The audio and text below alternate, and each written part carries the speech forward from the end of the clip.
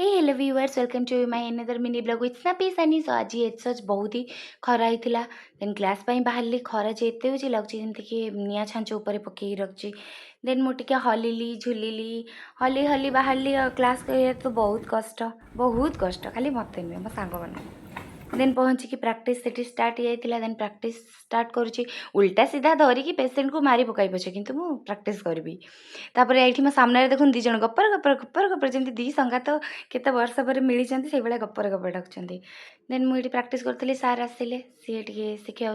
माने आसिस्टेंट जी आमर lab assistant से शिखा को स्टार्ट कले मत कहते मु शुणी पर मु मोर करी आग जहाँ हो पेसेंट भितर पसईकी तार फटे पकई जहाँ हो किंतु मु करी आग से जिनपतर पकई पकई आड़े साड़े माने घर जमी कप पानी फाणी फिंगिकी भंगारुज करके एकाकार करदिए से भी सेमती सब भंगारुज करदेवी मत से भाया सिचुएसन चारिआडे देन तापर पेसेंट भितर पूरी जाओ जहाँ हो देन तापर लक कली जदि कि आप प्रोसीजर जाना चाहते नेक्स्ट मत माने कमेंट कहे देन मुझे जदि कर देखदेवी देन ये एयर लक टेक्निक एटा देन एयर लक कर टेक्निक करके आम बैग्रे मु ऑक्सीजन देन प्रोवाइड करी पेसेंट को देखिए ये देखिए लंग्स फुल देखिए ये जो तले अच्छे लंग्स से फुलला माने आपण प्रोसीजर ठीक अच्छे न फुलला माने आपण प्रोसीजरटा माने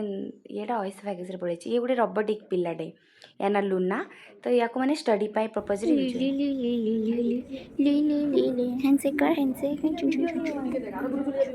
देन पढ़ा सारी आम बाहरी गलु किंतु एते खरा हो सब खरारे पूरा जली पुड़ी पाउस हो गले मत कहीं लगुच मो पीछी करके मो जीवन बर्बाद कर देछि मु जानि पारनी बाकी मत लगुच देन कैंटीन रे पहुंची मु गोटे नेस्केफ कॉफी नहीं आसली पिया पाई मैंने हाँ गाली दे सकते हो श्रेया एमएससी करके कैसा लग रहा है? जब वीडियो किए हो तो अच्छा लग रहा है। नहीं बोलो बोलो ओरिजिनल बहुत सही है, मैं बहुत खुश हूँ। ओके दीदी एमएससी करके कैसा लग रहा है? मुझे ऐसा लग रहा है कि मेरा कुछ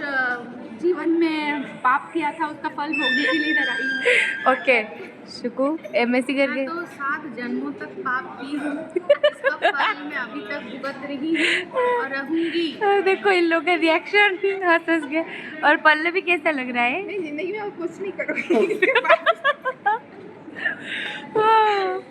इसके बाद और कुछ पढ़ाई नहीं करना है गाइस। और पढ़ाई मैं जिंदा लाश होके बैठ गई।